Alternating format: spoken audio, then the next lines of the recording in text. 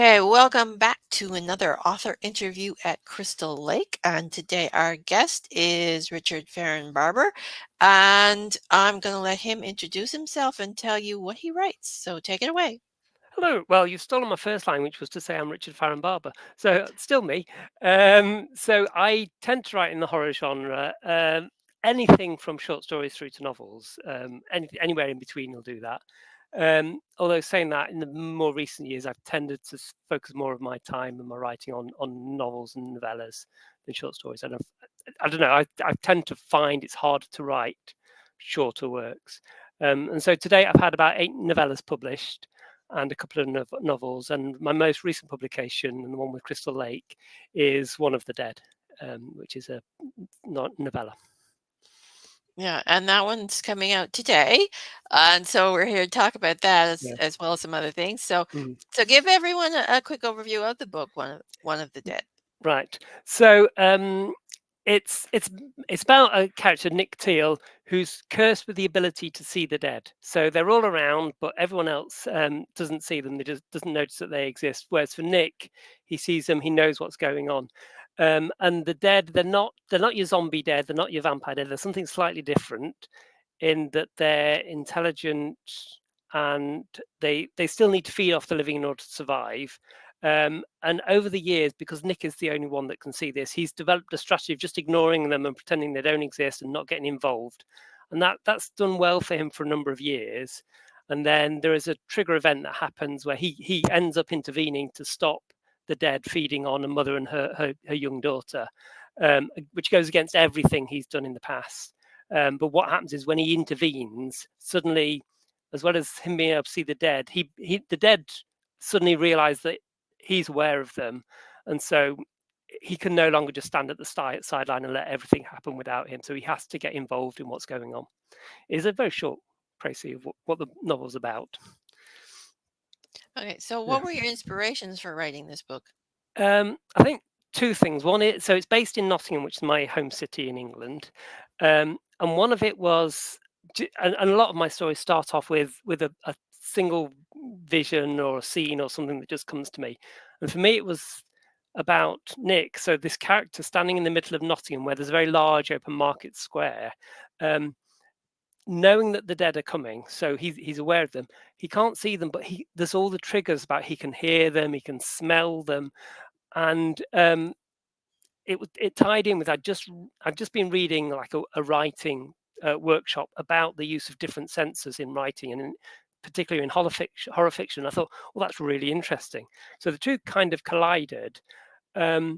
And what I really liked was that at the very beginning, then you've got that character and the anticipation of knowing something's going to happen, and him being able to sense it, and just that original build up of, oh, I can see something, I know something's going to happen, I can't see it yet, but just the tension that it created. So that was my starting point. That was like my stepping off for the story, really, in terms of what got me interested in it. Okay, so tell us a little bit about the main character, and what's his personality? What kind of emotional journey do you put him through? So Nick is. So I think the starting point is he's a bystander. He's someone who doesn't get involved. Part of me doesn't want to call him a coward because it's his coping mechanism, but that's what it is. He's very cut off from what he sees going on, and he knows intellectually it's morally wrong. Um, that sounds a bit terrible, putting morals on all this. So he knows it's wrong to just allow this to happen. All this is feeding to happen. This almost vampirism, even though it's not vampire. And that's his starting point. Is his very this is not about me. I'm protecting myself. I'm keeping at it. And so what he has. So there's a trigger that actually makes him become involved and change from being someone who is very standalone and separate to someone who gets engaged and involved in what's going on. And for me, the part of this journey is something about that element of responsibility. One of the things I was quite interested in with the whole book is this idea of bystanders. And I suppose for me, one of the things when you read a lot of books, and I read a lot of books, I quite often find myself thinking, well, what would I do in that situation? And I think personally, I always think, oh, I'd be the hero in the situation. I'd want to be the one charging in and saving. And I'm like, but I'm not sure if I was being completely honest with myself that that's the case. I think sometimes we see things happening and we expect there's a syndrome, I can't remember what it's called but we expect other people to step up and take responsibility, and we don't want to be the ones to do it. So I quite like that idea that actually not everyone is a hero, not everyone is going to rush in and save the day. And that was Nick. So that was Nick just standing back, allowing someone else to take responsibility or no one to take responsibility. So for me, the journey that he has is going from that person who's just standing by and watching this happen to someone who's actively involved. And I don't think he ever becomes a hero without giving too much away. But I think what he does through the story, through the novel, is it forces him to face up to his responsibility and what he sees as his own role in that society. Um, and in particular, it's around, and he's forced to do that because of his relationship with his girlfriend, who becomes targeted by the dead, and he realizes that in order to save her, he can no longer stand back and just let everything happen. So I think that's the main arc for him, is that stepping up and taking responsibility and intervening in something when he believes it's wrong. Do you think that part of his reason for staying out of it was self-preservation too? Oh, all of it. It's completely. I mean, I always with these things wonder how much do you sell without giving too much away.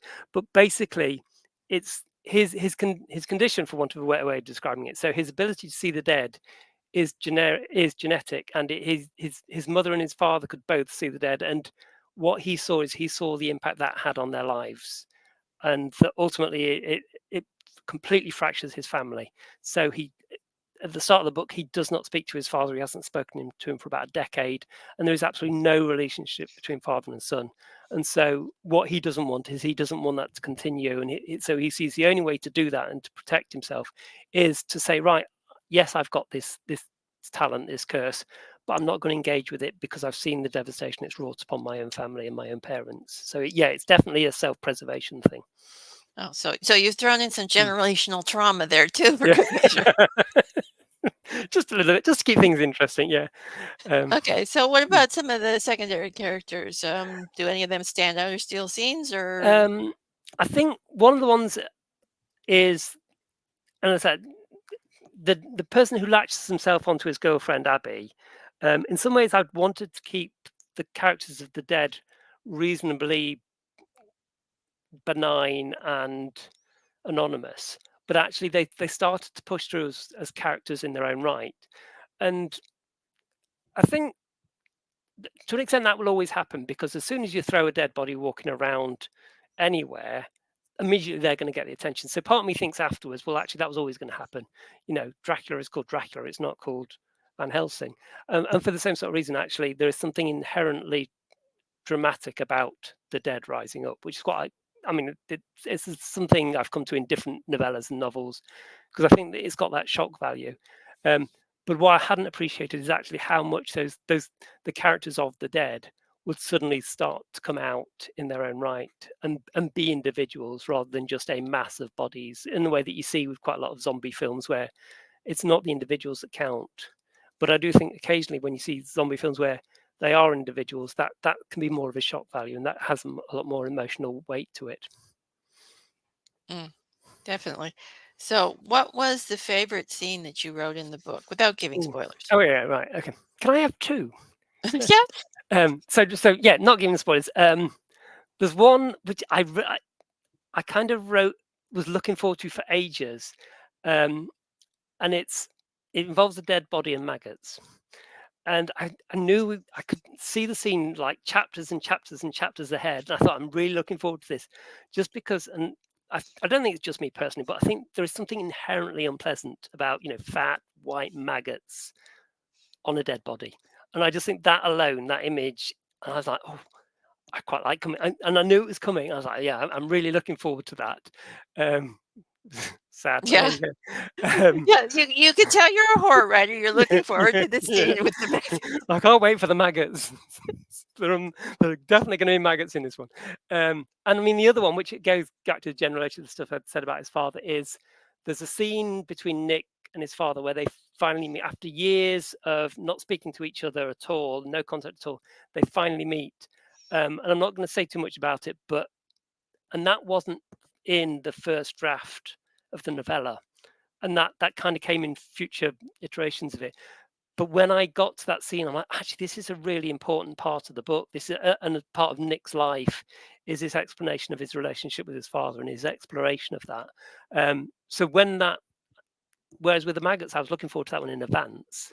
Um, the meeting with his father kind of came as a bit of a curveball to me when it actually came up, and I'm like, oh, I hadn't planned that, but it makes sense now. It starts to link things together in a way that when I was originally writing it, I was really struggling with, and that started to give me a couple of joints to put together. Mm. So, what was the hardest scene that you had to write in the book? Um, I think it's the hardest. This is going to be a cliche, but I think the hardest was the ending. Um, and I think for me, I mean, in some ways this is an old book. I wrote the first draft about 10 years ago, and I just kept picking it up and putting it down, and it just was not working for a long time.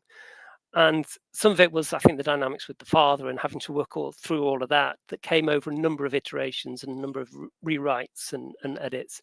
Um, but for ages, the ending was just wrong, and I couldn't work out why. And clearly, I'm not going to give you the ending. You have to read the book for that.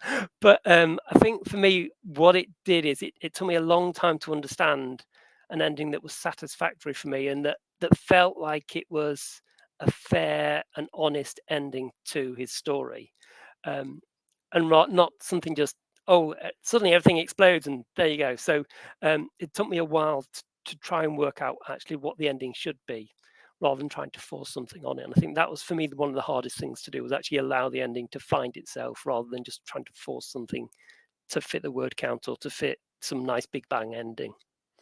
Mm. So, why did you decide to write in the horror genre? Um, I don't know if this is trying to say. I don't know if I decided to write in horror or kind of to an extent. I think it just happened. I mean, I kind of had two bites of. And I think most authors are a big reader, and I was from a reasonably young age. Um, and kind of roundabout my first time in horror was like when I was 10, 12, and that was my big genre to go to. And then I kind of moved away from that into things like science fiction and fantasy. And then I came back to horror later as like 18, 19-year old. Um, and so I think horror probably counts for about 50% of, I mean, I read outside of the genre quite a bit, but I read an awful lot of horror. And I think if you're reading it, that's because it sings to you, and there's something within the genre that actually you find attractive. And I think when I started to write, that was exactly the same. They were the sorts of things that would kind of make a difference to me, and I'd pick up and start to think about. And I think so much of it is then on the subconscious level because the sorts of things that come up are Nick Teal standing in the middle of Market Square listening for the dead. Now you can't force that really. It's just something that there's a little connection in your head, and it's like, oh, that's interesting. And I think probably the more you immerse yourself within the genre as a reader, the more you therefore become wedded to it as a writer as well. Definitely. Mm. So, what do you enjoy most about writing horror? Um, Apart from the maggots, I think what I like about horror, and I hope I'm going to try and say this in a way that doesn't go against any other writing genre, is I think within horror there's a lot of scope for as a writer taking the narrative in different ways. So I think in crime, it's almost always the case that at the end, the detective or whatever has to solve the crime. I think as a genre, it doesn't allow you to leave things open very much. Um, in romance, most of the time, the two main characters normally have to end up in a romantic relationship. I think horror Yeah, doesn't. Yeah, the romance you yeah. definitely have to. Yeah. Crime, you almost, I think you can get away with it a couple of times, but too often the reader, after a while, is go, no, I needed to know what happened. I needed to know who did it. That's what I've bought into. I think with horror, um, there's not that same constraint. And what I really like is the fact that in horror, it's not unreasonable to kill some of your main characters. And I think that gives it a real sense of jeopardy. Whereas you can read a crime novel and you kind of know that the main detective is highly unlikely to die by the end. when you pick up a horror novel, especially, maybe this is why there's not so many series of horrors, you can kind of think, actually, I genuinely don't know if the characters that I've invested all this time and emotion in are going to make it to the end, which gives you that extra edge of jeopardy. Mm, Um, and I kind of think something like, if you look at even like George, and I'm just going to kind of change it now because I'm going to say, if you look at George R. R. Martin, most of his really shocking scenes, I would say, are almost horror rather than fantasy, because yeah. that was part of his background. And I think it is that ability for horror to, if it when it works really well, and you've invested in the character, for you then to get a real emotional charge from the reader. And there are sometimes I've read a book and I'm like, genuinely like, okay, that's really shocked me because I wasn't expecting it. But then as a horror reader, I'm like, but okay, I can go with it because the gloves are off. You can do whatever you want, and that's what I quite like about horror. Is it has a weirdly, as a genre, it's got quite a lot of levity, or levity. Is that the right word? Anyway, you can get away with quite a lot in a way that you might not be able to do in some of the other genres. And you can mix it up a lot Yeah, too with other genres as yeah, well, which yeah, you could honestly mm, say that George R. R. Martin has mm, written a horror fantasy. yeah, yeah, yeah. It definitely skews towards grimdark, if nothing else. Absolutely, and I think that's kind of maybe what's made it partly because again, I without giving away too much about the Game of Thrones series, there was one character that very early on I was really invested with, and they weren't there very long, and I felt absolutely bereft. And I Yeah. was like, okay, that's fine, that worked for me. And 4 books down the line, I'm still hoping they'll turn up as somewhere else, but I accept what you've done. And I Yeah. applaud you for it because it's that conviction of, yeah, I've built a character, I've invested all my time in this, and now they're off, and I'm comfortable with that. Yeah. Okay, so what's the Mm. hardest part of writing horror for you? I mean, Um, and did any of the book parts of this book give you yeah. any trouble? I think this book, as I said, this book has probably been the hardest book I've had to write. Um, and it's been through probably 9, and I don't just mean edits as in picking up typos and things, 5 or 6 real deep structural edits. Part of me wants to go back and have a look at the first draft and see how different it is to the final version. It felt like a labor of love in many ways, um, but it also felt like a real hard slog in terms of very much pulling it apart, working out why it didn't work. I mean, I had some author friends who just said, "Look, just give up on it. It's just if you're spending that much time on it, just write something new." And but there was something about it, and there was something about the story that I was like, "No, I think there's something in here that I really want to say. I just don't know how to say it." So it's taken me a Mm, long time to go.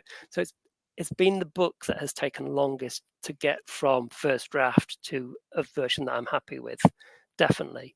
Um, and I said it was because I liked the idea, but I didn't. I don't feel I'd got the structure right in the first couple of things. And I don't think I got the emphasis right. It took me a long time to understand actually what the book was about and where it was going. And so it took a lot of effort to get there. But like I said, it was one that, I mean, there are other books I've written that I've got first draft and it will never get beyond a first draft. It's just like, that's it. That was fun when I wrote it, but it's not going anywhere. But this one, I just kept coming back to over the years and thinking, I really like it. I really think there's something in here. yeah, yeah, it can be Mm. really Yeah, troublesome when you have yeah, a story. You know what you want to yeah, say, but you yeah, know something's yeah. wrong in it. And I do think you kind of grow as an author, and hopefully over a decade, I've grown as an author a little bit at least. And so actually, maybe to an extent, back in 2014, I just didn't have the skills and the tools to actually tell the story as I thought it needed to be told. And so it's just over time, I've kind of brought new things to the table with it. Okay, so this might be a bit of a Mm. loaded question, but who are some of your favorite authors? Oh God, how long have you got? I mean, there's I'll try and do it chronologically. So as I said, that I had kind of two. I'm still in my second phase of horror. So originally from like 10, 12 onwards, and I don't know how well he's known. I don't feel he's well known. Robert Westall, who's a UK, he's mostly children's and YA author. Wrote a lot of ghost fiction in like the 80s and 90s. Um, and I just adore him. I just think I don't think he's anywhere near well known as he should be. And he died probably about 15 years ago. As a slight aside, I did a little homage and went to where he was he lived near Newcastle. And there's a little blue plaque on his house, but his house is this terrace in the middle of nowhere. So you think most people probably haven't walked past it without knowing who he is. But for me, he's a massive touchstone author, and I think he's probably the single biggest reason that I read and write horror now, because that's what I grew up on for a long time. And then I'm going to do the obvious cliche, which is then my second um, introduction to horror was Stephen King, and I think I read The Dead Zone when I was about 18, and it's because I'd ran out of books to read, and I just went to this bookstall and I was like, oh, I've heard of him, never read anything by him, and when I picked up and started reading, I'm like, oh, this is that film that I really, really liked with Christopher Walken in. And I'd never realized who it was by. And I think after that, I was hooked. And he was my entry into horror for the second time round. So I think they're my two main authors. And then you've got, I love ghost stories. I know this isn't a ghost story, but I really, really love ghost stories as like a genre within horror. And so someone like Michelle Paver, who is just absolutely brilliant at ghost stories and things like Thin Air and Dark Matter. But then you can just, and I like authors who have that area of that ability to create tension and drama. And I think someone like in the UK, Adam Neville is Adam Neville has probably written the only books that have genuinely terrified me. There've been books where I've like, that is really, and part of me wants to take it apart and work out how he does it, because he's just so effective at creating an atmosphere and a real sense of chill in his text. And then you've got someone like, I know I'm kind of picking on mostly British authors, but someone like Sarah Pinborough, who wrote a book called The Death House, which just completely blew me away. Because there's something about the way she sets up something which is very, very strange, but it's just delivered in a really normal, oh yeah, this is just how it is kind of way. And for me, Sarah Pinborough's The Death House is the one that I keep wanting to buy, and I keep buying. And you need to read this. You need to read this. If you're interested in horror, this is a book you need to read. But then there's a huge crop of, sorry, this is what I mean. You could be here forever. There's a huge crop of current, and especially within, because I think we had the 80s boom in mainstream horror, and I think most of the really big and really interesting horror writers now tend to live and work in the independent press area. And you got people like Nick Roberts and The Exorcist House, which I loved. And then there's a guy called Steve Stredd, and he wrote something called The Window in the Ground, which again, it's just that really shocking image that, when you read something, you think, I really wish I'd thought of that, because it's just brilliant. Mm. So yeah, but anything I can get my hands on, to be completely blunt.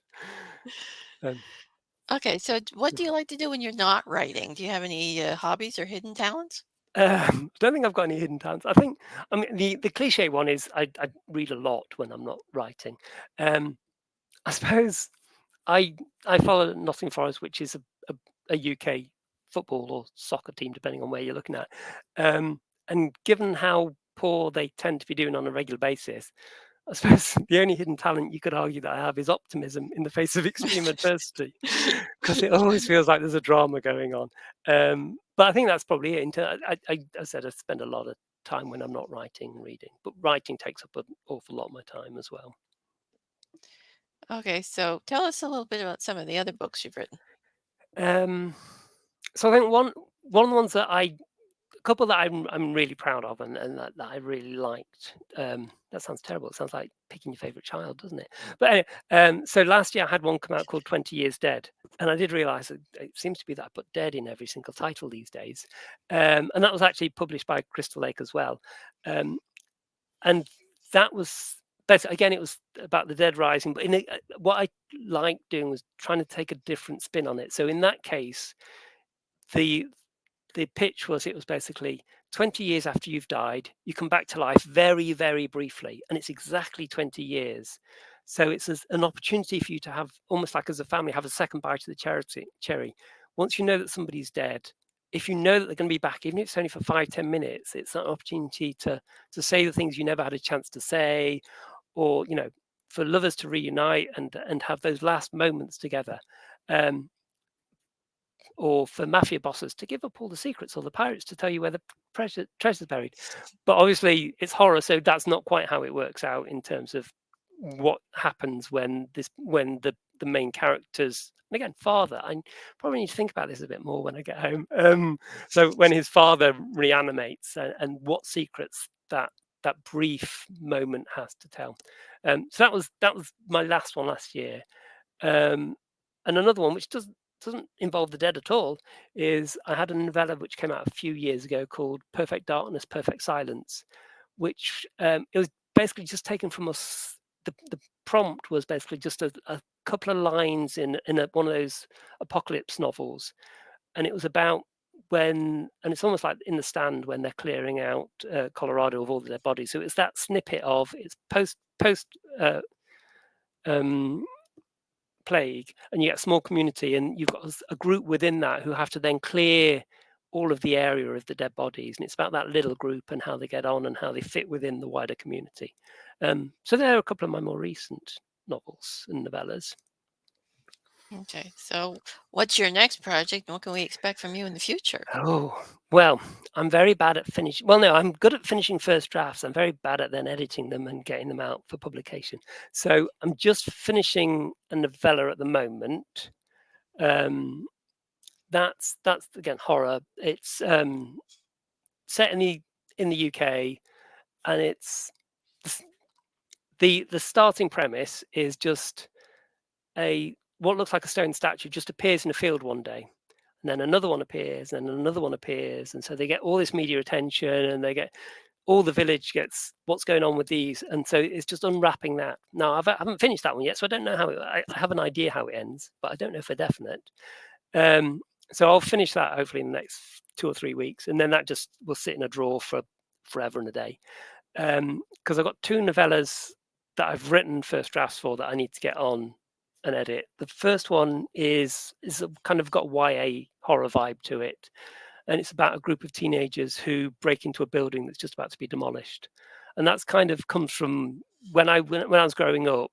It was in an area where there were lots of terraced houses, and there were lots of them were getting knocked down, and they were putting in new build, and so it was late 70s, sort of like when there was lots of regeneration going on.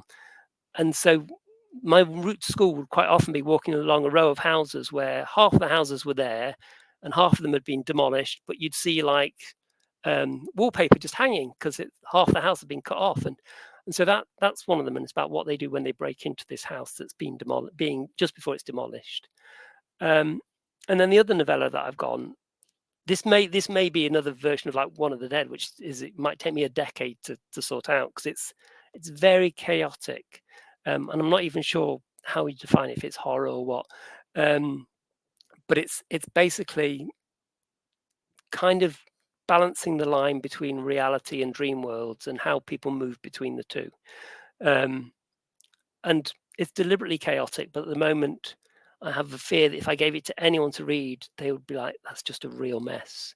So I think I've got my work cut out with trying to make that one into something that a reader would actually be able to get to the end of without throwing it in the bin. So there are a couple of things I've got going on at the moment. Sounds like we Mm, have some things to look forward to in the yeah, future. Okay, and I think we'll wrap the interview up here. yeah. I'd like to thank you for being a guest today. It was a pleasure chatting with you. Thank you very much. And please tell everyone where they can find you and your books. Right, so where you can find me, so Richard Farren Barber. You can find me on. I, I'm on Twitter, but I never go on Twitter, so it just gets very quiet there. So I am quite regularly on Facebook, and it's just Richard Farren Barber, and I think I'm the only one. And I have a website which is www.richardfarrenbarber.co.uk. And from there, you can find out all my projects and what's going on, and then links to all the books that I've got that are available for sale. Okay, great. And One of the Dead is out March 19th, and you can find a link to that book in the description. That's all for this episode. So bye for now.